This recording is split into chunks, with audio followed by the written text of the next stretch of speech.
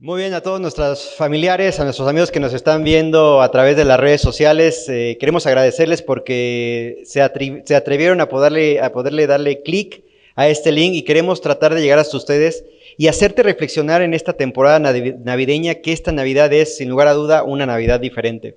Y es una Navidad diferente porque quizás la Navidad del 2019 estabas con todos tus amigos, con todos tus familiares, tus seres queridos, sentados a la mesa posiblemente, y en tu mente para nada estabas pensando que en el 2020 iba a ser restringida las visitas en tu hogar o posiblemente ibas a tener que cancelar la visita a tu lugar de origen para pasar la Navidad con tus seres queridos. Nadie esperaba ciertamente una pandemia como la que en estos últimos 9 meses hemos estado batallando. Yo personalmente fui infectado del COVID.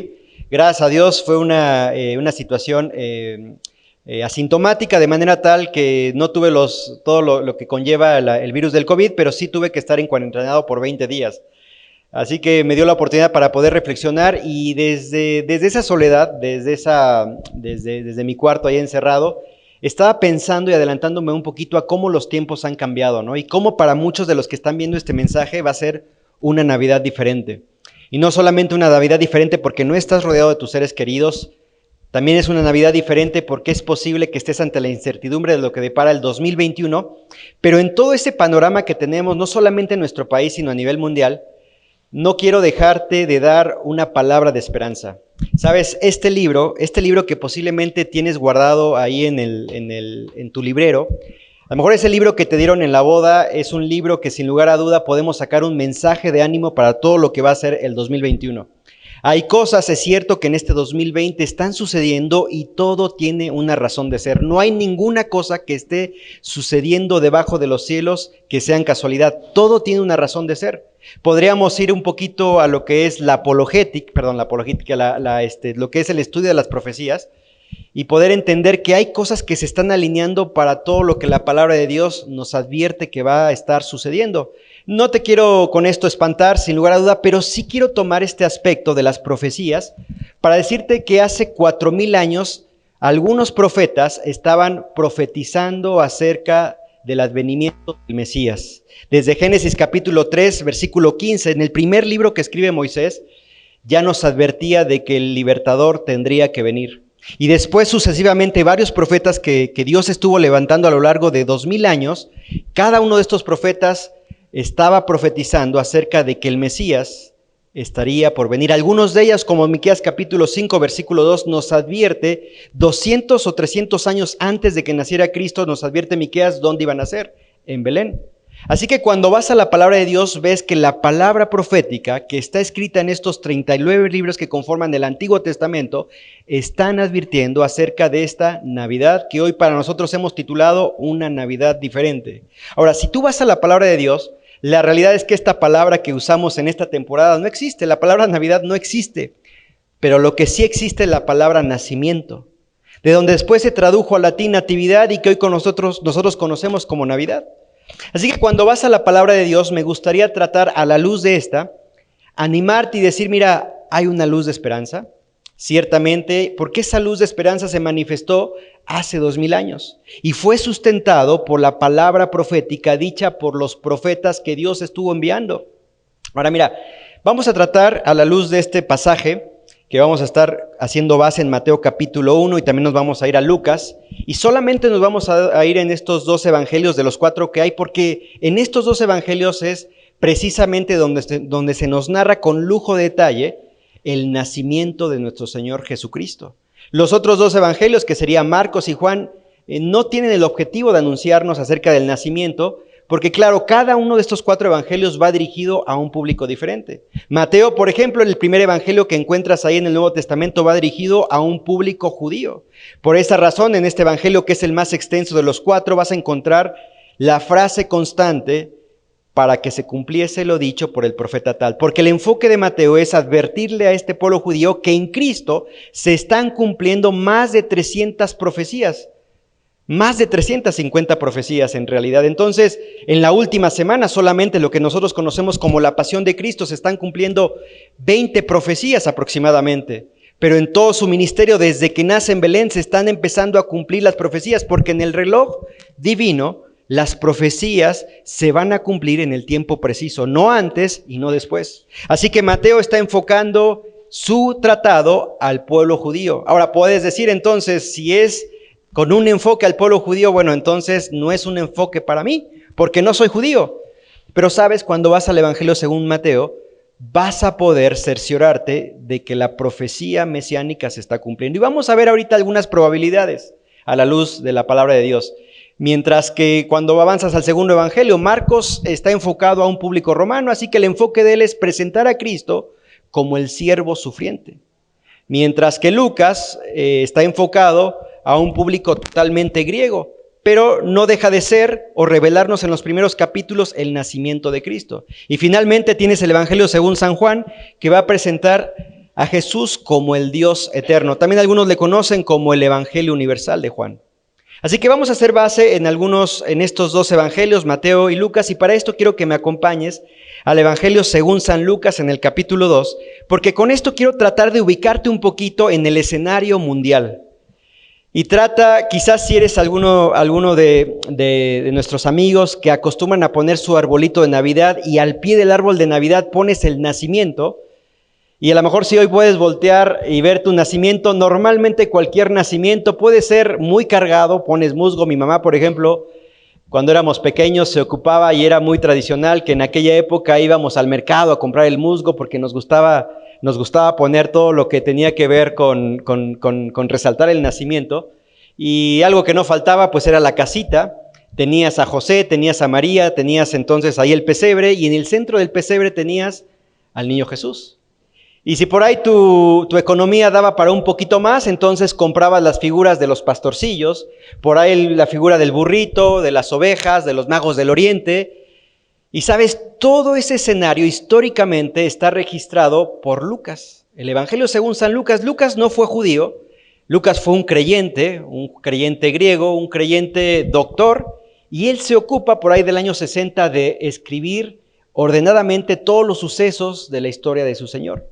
Así que en Lucas capítulo 2, lo que hace Lucas, si me acompañas ahí en este evangelio, vamos a ubicarnos un poquito en el contexto, porque esto puede ser que digas, no, bueno, esto en realidad es un cuento de hadas, esto no existió, pero cuando vas al evangelio según San Lucas, vas a ver que la ocupación de Lucas es tratar de ubicarte en qué estos hechos sucedieron. Y tienen un punto dentro de la historia universal en donde están suscitándose todos estos eventos. Por esa razón, Lucas capítulo 2 dice, aconteció en aquellos días que se promulgó un edicto de parte de Augusto César, que todo el mundo fuese empadronado. Este primer censo se hizo siendo Cirineo gobernador de Siria, e iban todos para ser empadronados cada uno a su ciudad. Y José subió de Galilea, de la ciudad de Nazaret a Judea, a la ciudad de David, que se llama Belén, por cuanto era de la casa y la familia de David. Y podríamos continuar el texto, pero sabes, uno de los énfasis que hace Lucas es, a ver, todo esto está sucediendo en el tiempo en donde uno de los emperadores más famosos que tuvo el Imperio Romano, Augusto César, está gobernando. Augusto César comenzó por ahí del 40 antes de Cristo, un poquito en el 30 más o menos antes de Cristo, y termina su reinado en el 16 después de Cristo. Fue el gobernador o el emperador que más tiempo estuvo gobernando el Imperio Romano.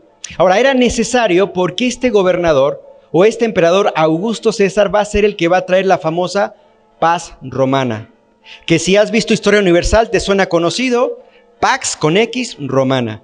Y la paz romana entonces permitió que todo lo que el imperio había conquistado hasta ese momento tuviera o gozase de una tranquilidad, de precisamente una paz romana. Así que en ese momento preciso de la historia universal está llegando Jesucristo. Pero sabes, Lucas no solamente se queda y registra a Augusto César como el emperador. Si te gusta la historia, puedes subir ahí en Google o puedes escribir ahí en Google acerca de las dinastías de los diferentes emperadores y vas a encontrar este emperador que fue muy famoso en el Imperio Romano, pero fue tan famoso que a su muerte el Imperio Romano lo diviniza. ¿Qué implicó divinizarle? Ahora no lo veían solamente como un prócer de la historia romana, lo veían entonces al nivel de un dios. Por esa razón, si tú sigues la cronología de los emperadores romanos, vas a ver que muchos de los emperadores van a utilizar el concepto, el César y el nombre Calígula, por decir algo, ¿no? El César Augusto, y entonces van a utilizar estos dos nombres que le pertenecían a Augusto César como un título de nobleza, exaltando así la divinidad de este emperador romano Augusto César. Así que tienes a Lucas registrándonos en este momento, en la historia universal, el tiempo en el que el Señor Jesucristo estaba por venir a este mundo. Pero no solamente se queda con eso, sino también nos habla de que en ese momento hay un gobernador de Siria que se llama Cirineo. Y este hombre es importante en la historia universal porque Jerusalén se encontraba, si lo queremos ver de esta manera, bajo el dominio, o si bien rendía culto a Herodes o estaba bajo el gobierno de Herodes, pero arriba de Herodes había un gobernador todavía más poderoso, porque era la manera que el imperio romano se administraba. Entonces, políticamente hablando, eran bien administrados, no por casualidad fueron un imperio poderoso. Militarmente hablando, también tenían puestos de avanzada, tenían fortalezas y de pronto entonces tenían algunos soldados repartidos por todo el mundo antiguo tratando de llevar a cabo la paz romana. Ellos sabían entonces que había pueblos que eran sanguinarios, eran pueblos guerreros, eran pueblos que de pronto, existiendo la paz, aprovechaban la oportunidad para entonces levantarse en armas y entonces ocasionar una revuelta. Bueno, el pueblo romano no era la excepción. Tan solo unos 200 años antes se levantó un hombre que se llamó Judas Macabeo, un judío celoso de la ley, que en ese momento siendo sometidos por el imperio griego, intentó levantarse contra el imperio griego. Y entonces este hombre trató de levantar una revuelta contra el imperio griego, se levantó con algunos judíos celosos de la ley. Obviamente los griegos los sometieron y entonces el imperio romano sabía de que el imperio, o más bien el pueblo judío, era un pueblo guerrero. Era un pueblo que venía de reyes de renombre, porque si bien en ese momento Roma gobernaba sobre Israel, no les eran desconocidos aquellos héroes judíos como lo fue el rey David, como lo fue ese gran rey sabio Salomón. Así que por esa razón, en torno a Jerusalén había muchos puestos de avanzada. Había entonces no solamente puestos de avanzada, sino también había capitanes del ejército regados por aquel mundo antiguo de Jerusalén. Era un pueblo guerrero. Por esa razón, ahí Lucas está ubicándonos en todo el contexto histórico. Tienes ahí el personaje central. Ahora mira, si a ti te gusta la historia, a lo mejor puedes decir, bueno, Paco, esto no me dice nada a mí. Esto la verdad, pues lo está revelando un judío. Sí, pero quiero decirte que hubo un hombre que se llamó Flavio Josefo, un historiador judío que no fue cristiano, que vivió en la época de Jesús y él nos va a hablar acerca de Jesús. Es decir, fue un hombre que se tomó uno de sus escritos y te voy a leer un poquito acerca de lo que dice acerca de Jesús. Flavio Josefo, en su obra Antigüedades de los Judíos, él nos habla acerca de Jesús. Y ojo, él no fue creyente. Y él habla acerca de Jesús, dice, por este tiempo apareció Jesús, un hombre sabio, si es que es correcto llamarle hombre, ya que fue un hacedor de milagros impactantes, un maestro para los hombres que reciben la verdad con gozo, y atrajo hacia él a muchos judíos.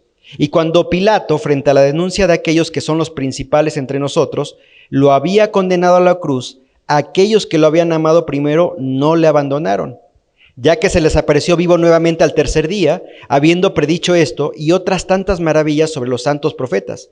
La tribu de los cristianos, llamados así por él, no ha cesado de crecer hasta este día. Y puede seguir en esta obra que Flavio Josefo se anima a escribir acerca de Jesucristo, el carpintero de Nazaret. También escribió acerca de Juan el Bautista, de manera que no solamente hay aspectos históricos que certifican la época en la cual el Señor Jesucristo vino, sino aún historiadores judíos se animan a hablarnos acerca de este carpintero de Nazaret. Ahora, eso es lo que está sucediendo en ese momento. Y ahí me encanta pensar cómo el reloj divino de Dios tiene el tiempo perfecto. Nunca antes, nunca después.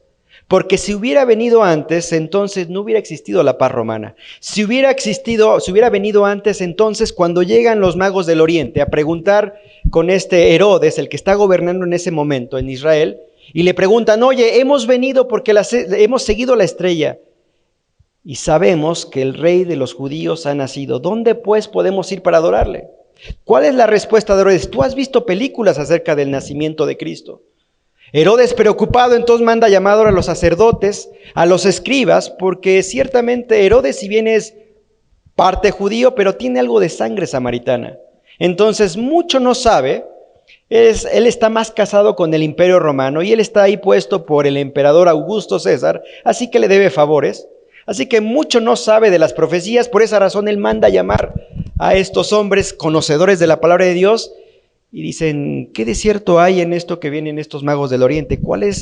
¿Qué es lo que hay detrás de esto? Y entonces los magos, los sabios, todo su séquito que le rodea le dice, bueno, ciertamente, y ahí podemos ir a Mateo capítulo 2, dice, bueno, ciertamente Miqueas capítulo 5, versículo 2, dice que iba a venir el libertador y que iban a nacer en Belén. Y después la historia, la sabes, hay un infanticidio. Él ordena matar a todos los niños abajo de 2 años o menores a los 2 años. Por esa razón, José y María, instruidos por el ángel Gabriel, dice, tienen que huir a Egipto. Ahora, ellos pueden huir a Egipto porque hay caminos seguros que les pueden conducir a Egipto. Hoy nosotros podemos tener de cierta seguridad en nuestro país, puedes ir de un lugar a otro, bueno, cuando la pandemia nos lo permite, y quizás no hay tanta preocupación si vas a ser asaltado en el camino, porque hay una paz acá en nuestro país dentro de todo, aunque hay violencia, pero gozas de una cierta paz, pero en la antigüedad no era así. En la antigüedad, de no ser por la paz romana, que establecía entonces a lo largo de las vías a Roma, o de las vías en los diferentes lugares que el imperio romano gobernaba, tenía puestos militares, y eso permitía que los ciudadanos del mundo pudieran circular libremente, pero también con seguridad. De manera que si hubiera venido antes, entonces no hubieran seguramente huido a Egipto con esa tranquilidad. Claro, la muerte está tras de ellos porque están queriendo asesinar a todos los niños menores a 2 años. Pero tienes a José y a María huyendo por una vía que conduce de Jerusalén a Egipto, donde se van a refugiar por cerca de 2 años, y después le dice el ángel, ya es tiempo de regresar, y suben a Nazaret. Así que te das cuenta como en el reloj cronológico hay un tiempo perfecto de Dios. Bueno, quiero decirte que esta pandemia que nos ha azotado en los últimos 9 meses de este 2020 tiene una razón de ser. No fue antes, en el 2019, no fue en el 2021, fue en el 2020. Porque en el reloj de Dios hay un propósito. Ahora, cuando vas al nacimiento de Cristo, es la misma intención de Dios hacernos ver a nosotros que su profecía se cumple. Es decir, la palabra de Dios, a sí mismo, que se defiende por sí misma, nos haría bien tomarla en consideración para el 2020. Ahora acompáñame por favor, después de haber visto este contexto, vamos a Mateo en el capítulo 2.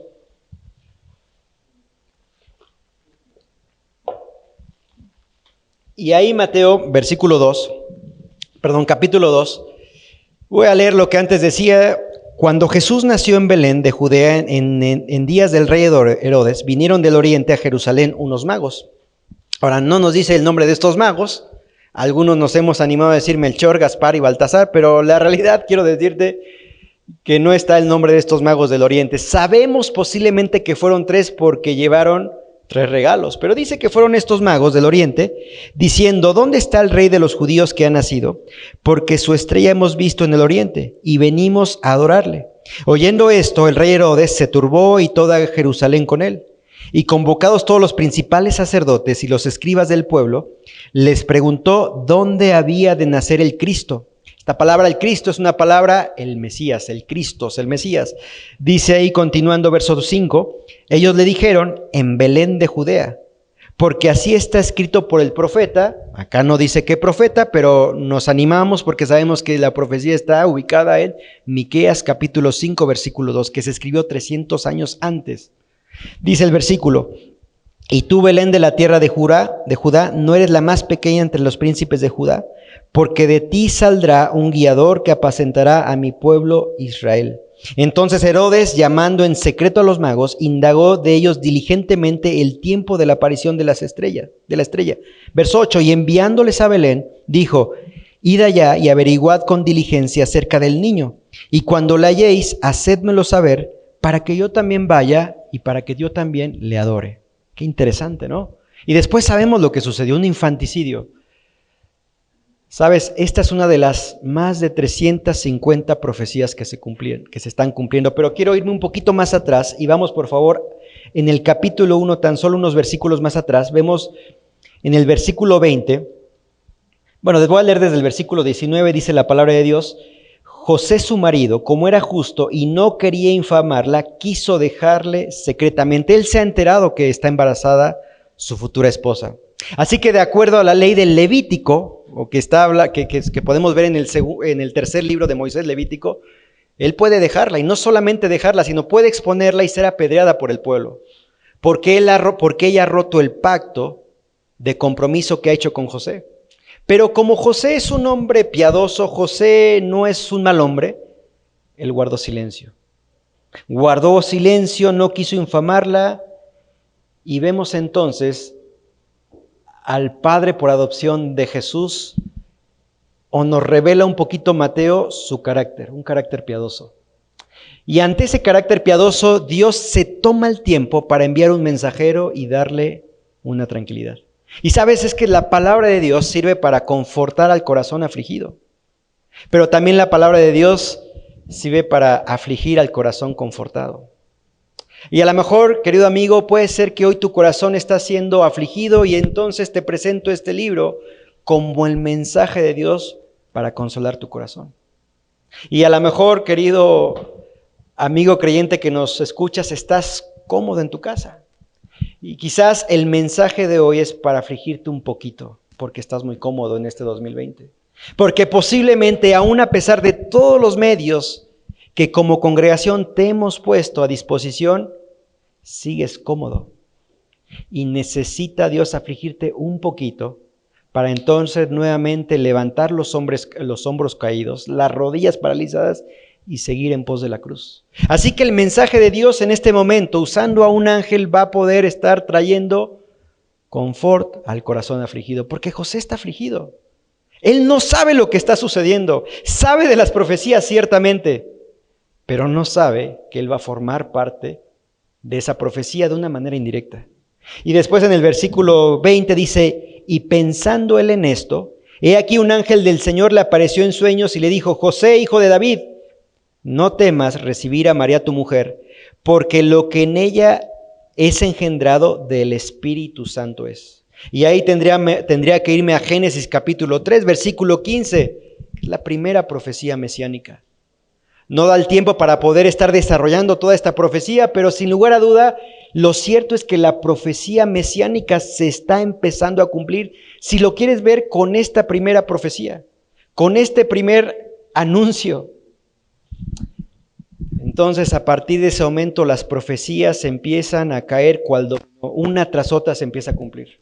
Una tras otra se empieza a cumplir. Ahora, mira, si te gustan a ti las probabilidades, quiero tratar de llevarte a este pensamiento. Mira, vamos a tratar porque a veces ¿qué probabilidad hay de que una profecía se cumpla en un hombre? Bueno, la probabilidad es interesante, pero ¿qué probabilidad hay de que 8 profecías, por lo menos 8 que vamos a ver ahorita, se cumplan en un hombre? Para que podamos entender este concepto de probabilidades, quiero tratar de llevarte a este ejemplo muy sencillo. Imagínate, ser golpeado por un rayo, en un año, en este 2020, sería de una persona sobre 700,000 personas. Es decir, la probabilidad de que te caiga un rayo es esta.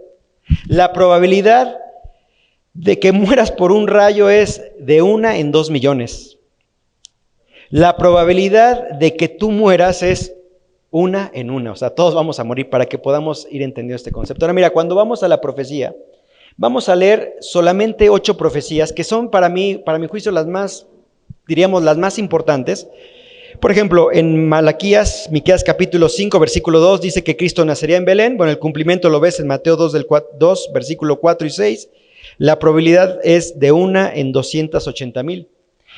La segunda profecía es Cristo, para entrar a Jerusalén, montaría en un burro. Zacarías 8, versículo 9, está registrada y se cumple en Mateo capítulo 21, versículo del 4 al 11, y la probabilidad es 1 en 100,000. Cristo, para ser traicionado por un amigo, en este caso Judas Iscariote, está registrada en Salmo 41, versículo 9, se cumple en Lucas capítulo 22, versículo 21, la probabilidad es 1 en 1,000,000, y así podríamos seguir con las otras profecías. Lo que te quiero decir es que para responder a la pregunta, ¿cuál es la probabilidad que en un hombre se cumplan estas 8 profecías? Tendría que decir un número exageradamente, que no me dan los ceros porque es un número bastante grande, pero es 1 en cada millones de millones. Y estamos hablando solamente de 8 profecías. Jesucristo cumplió más de 350 profecías. Así que cuando voy a la palabra de Dios y empiezo a escudriñar la profecía mesiánica, no me queda más que decir, este libro dice la verdad. Jesucristo mismo dice, yo soy la verdad. Yo soy el camino, la verdad y la vida, y nadie va al Padre sino por mí. Pero antes de que Cristo pudiera cumplir las profecías, era necesario que Dios, en su amor hacia nosotros, tuviera que pensar desde los siglos anteriores, enviar a su Hijo Jesucristo. Ahora, mira, con esto quiero decirte que el nacimiento de Jesús nunca salvó a nadie, ¿eh? El nacimiento de Jesús nunca salvó a nadie. Jesús solamente podía salvarnos con su muerte. De manera que en esta diferente Navidad, esta Navidad diferente, tenemos que recordar no necesariamente que nosotros nos vamos a acercar a Dios. La Navidad sirve para recordar que Dios se acercó a nosotros y lo hizo de la manera más humilde. Seguimos entonces y tendríamos que pensar en esa pequeña ciudad, Belén. Belén Efrata, dice la palabra de Dios. En Mateo capítulo 2, versículo 1 leíamos cuando Jesús nació en Belén de Judea en días del rey Herodes, vinieron del oriente a Jerusalén unos magos. ¿Qué es Belén?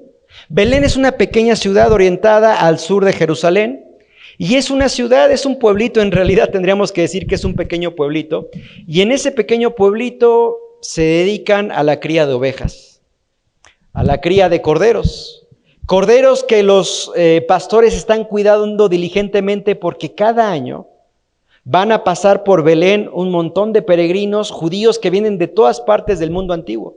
Judíos, algunos de ellos que se encuentran en el norte de África, algunos de esos judíos se encuentran en Asia Menor, judíos que se encuentran en Medio Oriente y que van a aprovechar para pasar por Belén para entonces comprar el cordero de un año y entonces en su camino a Jerusalén van a sacrificarlo para celebrar así la Pascua.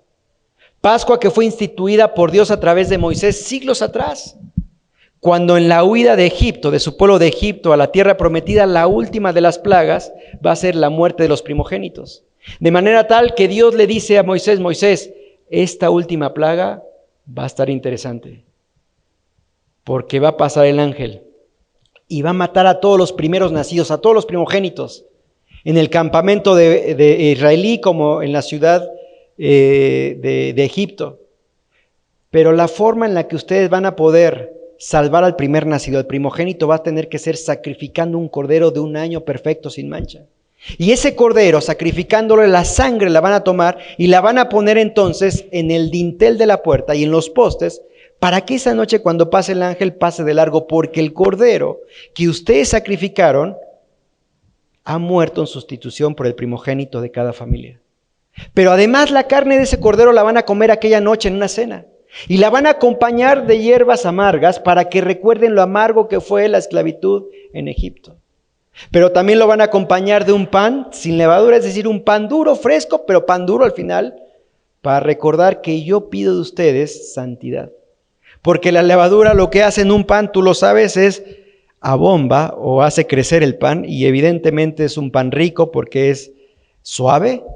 Pero cuando no le pones levadura al pan, entonces no te queda más que, podríamos decir, si has comido el cocol, para que tengas una idea, que lo chopapeas ahí con chocolate, está riquísimo, pero el cocol al final del día es un pan que no tiene levadura. La levadura para Dios representa el pecado. Así que cada judío a partir de ese momento, hubo años en los que no celebraron esta cena de Pascua, pero en los tiempos en los que Jesucristo viene son judíos que están celebrando la Pascua y algunos que tienen los medios para poder sufragar los gastos que implica un trayecto de su lugar de origen a Jerusalén, aprovechan la oportunidad para comprar en Belén los corderos que van a llevar al sacrificio y cuya carne después van a estar comiendo, recordando lo que sus antepasados vivieron en Egipto. Por esa razón, esos corderos se les van a llevar como título el Cordero Pascual, el Cordero de la Pascua. Y en Belén iban a ser el Cordero Pascual Jesucristo. No por casualidad, su primo Juan el Bautista, cuando Cristo comienza el ministerio a los 30 años, cuando él es bautizado en el río Jordán, Juan el Bautista le pone un título. Y si practicaste la religión tradicional y si hiciste tu primera comunión, este versículo sabes cómo termina. Porque el versículo comienza en Juan capítulo 1, dice, he aquí el Cordero de Dios. Juan el Bautista está viendo a Jesucristo bajar al río Jordán, y Juan el Bautista lo ve, está toda la comunidad presente, o todos los presentes, y quizás habrá señalado, dice, he ahí el Cordero de Dios, que quita el pecado, y tú sabes cómo termina. Que quita el pecado del mundo. Ese Cordero tenía que nacer. ¿Y qué mejor manera de nacer? En Belén, donde surtía los corderos pascuales. Ahora, Belén tampoco es casualidad. Por varios siglos mantuvo el mismo nombre. ¿Qué significa Belén? Porque cada lugar tiene un significado. Pienso, por ejemplo, en México. Yo nací en una ciudad que se llama, más bien yo crecí en una ciudad que se llama Cuautitlán Izcalli, que está en náhuatl. Y dicen los conocedores que Cuautitlán Izcalli significa tu casa entre los árboles. Y así puedes ir a las regiones de nuestro país en México y cada lugar tiene un significado. Si ese nombre es bien raro, tiene un significado, evidentemente. Y a veces el significado es para reír, para morirte de risa, pero hay un significado bueno. Quiero decirte que en Israel no era la excepción. Belén tenía un significado y significa casa de pan. En la casa de pan estaba naciendo el que más adelante se iba a pronunciar como yo soy, el pan de vida eterna. Así que no hay casualidades, porque en la palabra de Dios no existen jamás casualidades. Dios tiene un propósito. Así que esa pequeña ciudad, donde había pastores que aquella víspera de la Navidad o de la primera Navidad, son anunciados por un ángel que ha nacido en la ciudad de David, un Salvador. Y se presenta entonces un coro angelical, ellos van corriendo, y por eso en tu nacimiento, ¿qué encuentras? Encuentras pastores. No encuentras panaderos, encuentras pastores. Como tampoco encuentras herreros, encuentras pastores, porque Belén se dedica a la cría de los corderos que van a ser llevados al sacrificio. En Belén estaba naciendo el Cordero de Dios que quita el pecado del mundo. Pero vuelvo a repetir, su nacimiento nunca salvó a nadie. Era necesario que el Cordero de Dios llegara a la cruz. A propósito, la cruz tiene la forma de un dintel, un poste, como siglos atrás, cuando Dios les pidió al pueblo de Israel, toma la sangre, úntala en el dintel y en los postes. Qué hermoso cuadro que nos deja la cruz. No hay casualidades. Pero no solamente se habla de una pequeña ciudad. Cuando ves tu nacimiento, también estás viendo a un pequeño bebé, y ese bebé está envuelto en pañales. El elemento más sencillo. Ahora, si eres de las nuevas generaciones, viene a tu mente ese pañal que normalmente es desechable, pero tú y yo sabemos que nuestras abuelas no gozaron del privilegio que tú y yo gozamos si somos padres. Agarramos y compramos pañales, a lo mejor si nos gusta cuidar el ambiente, biodegradables, y esos pañales nos ayudan muchas lavadas. Yo recuerdo todavía cuando le cambiaba los pañales a mis hijos, no eran muchas las ocasiones, mi esposa es testigo y si no, ella te lo va a decir, pero para mí era un suplicio. Agarraba las toallitas húmedas y ¿sabes lo que hacía?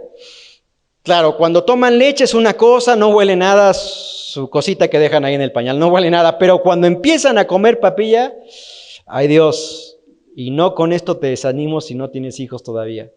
Pero ¿sabes lo que yo hacía? Soy bien asqueroso. Agarraba las toallitas húmedas y agarraba y soplaba y trataba de que en 10 segundos cambiaba los pañales y los tiraba.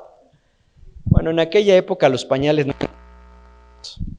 Los pañales eran telas muy sencillas, ni siquiera telas suaves, porque no había los químicos con los que hoy gozamos para poder tener esa tela tersa, esa tela suave. No eran pañales que envolvían al Hijo de Dios. Ahora, era la misma tela, fíjate bien, cuando veas el nacimiento, ve a Jesús envuelto en sus pañales muy sencillos, porque no hay tiempo para estos peregrinos de ir al Oxxo a comprar los pañales, porque no hay Oxxos. Ellos no tienen en dónde quedarse, porque todos los hostales o todos los mesones ya están abarrotados, porque muchos han ido a ese lugar para poder entonces cumplir con el edicto de Augusto César de hacer el censo. Entonces lo único que les queda a estos pobres pueblerinos que vienen de Nazaret, bueno, mira, lo único que tengo es el pesebre. Y no creas que el pesebre tú ves en tu nacimiento pues limpiecito, pero el pesebre en aquella época era donde estaban los animales, donde comían los animales, así que insalubre era. De manera tal que hoy tuviste la bendición de que tu hijo, tu hija haya nacido en un hospital, dale gracias a Dios, pero no fue así para José ni para María. Estaban en el lugar más humilde y ahí estaba naciendo el Salvador del mundo, envuelto en pañales. Ahora, ¿por qué hablo de los pañales, Paco? ¿De qué me hablas de pañales? ¿Vienes a hacer un comercial de Clean Bebé? ¿O de Huggies? Que son las marcas que me acuerdo. Ya hoy mis hijos, gracias a Dios, ya no usan pañales. Pero, ¿sabes? Los pañales me recuerdan, porque todo apunta a la cruz. Recuerda, todo apunta a la cruz. Belén apunta a la cruz. Los nombres de Cristo, Jesús, el Salvador, apunta a la cruz. Después, más adelante dice, y será llamado su nombre Emmanuel, Dios con nosotros, apunta a la cruz. Belén apunta a la cruz. Los pañales apuntan a la cruz. ¿Por qué? Porque cuando Cristo muere, la misma tela con que fue envuelto en su nacimiento va a ser la misma tela con que va a ser envuelto en su muerte. Y entonces eso me lleva a los 3 regalos que los magos del Oriente vienen y le dejan al recién nacido. Que en realidad, históricamente hablando, y a lo mejor si te traigo abajo tu concepto de Navidad, quiero decirte que la Navidad en realidad la celebramos en diciembre, pero no sucedió en diciembre históricamente hablando. En realidad fue entre febrero y marzo. A lo mejor ya te destruí un hermoso concepto romántico. Lo celebramos ahora porque, bueno, aprovechamos esta oportunidad, pero sucedió por esas fechas. Bueno, también quiero decirte, no es que nació Jesús y luego al mes llegaron los magos del Oriente. Es posible que hayan llegado al año siguiente. Entonces llegan estos magos del Oriente y le van a llevar 3 regalos: oro, incienso y mirra. ¿Por qué no otra cosa? Porque nosotros celebramos el 6 de enero. ¿Qué te trajeron los reyes? Y normalmente son juguetes. Si es un niño, ¿por qué no le traen juguetes? Bueno, Paco, porque en ese tiempo no existe industria juguetera. Pero seguramente los niños jugaban con juguetes hechos de madera. ¿Por qué no entonces juguetes? ¿Por qué oro? ¿Por qué incienso? ¿Por qué mirra? Bueno, porque todo tiene una razón de ser. El oro, lo que está representando. Así que cuando veas tu nacimiento y están los 3 magos del Oriente y alguno está arrodillado, el que trae, es más, yo no sé de dónde sacaron los camellos, el elefante y creo que un caballo. Puede ser, no digo que no sea, a lo mejor si te hago caer otro aspecto de lo que tú estás pensando románticamente, bueno, no dice que venían en esos animalitos, pero seguramente venían en algún animal de carga para hacer semejante travesía. Pero bueno, porque el oro está representando la divinidad de ese rey que están haciendo. Mira, para no errarle, quiero hablarte de estos 3 regalos, los presentes de Cristo. Fíjate, hemos visto la pequeña ciudad, Belén, vimos los pañales y ahora estaríamos viendo los presentes de Cristo. Quiero leer lo siguiente: el oro simboliza su soberanía, el oro nos habla de su soberanía como rey. En segundo lugar, le trajeron incienso. El incienso me habla de su sacerdocio. El incienso era algo utilizado por los sacerdotes dentro de todos los rituales que Dios estableció en el Antiguo Testamento.